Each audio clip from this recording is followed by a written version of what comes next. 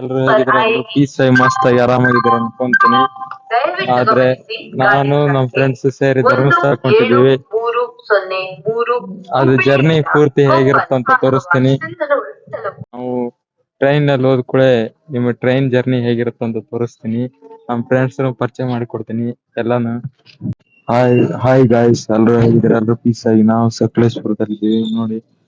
ಸಕಲೇಶ್ಪುರ ಹೇಗಿದೆ ಅಂತ ತೋರಿಸ್ತೀನಿ. 5 ಗಂಟೆ ಆಗಿದೆ. ಹಾಯ್ ಗಾಯ್ಸ್, ಇದೆ ನೋಡಿ ಟ್ರೈನ್ ಇದೆ. ಟ್ರೈನ್ ಹಳಿ ಎಲ್ಲ ಎಲೆಕ್ಟ್ರಿಕಲ್ ಬಸ್,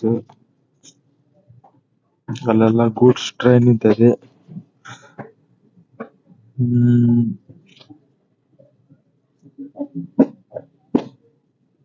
ಮುಂದೆ ಏನ್ ಬರ್ತದೆ ತೋರಿಸ್ತಿರ್ತೀನಿ ನೋಡಿ.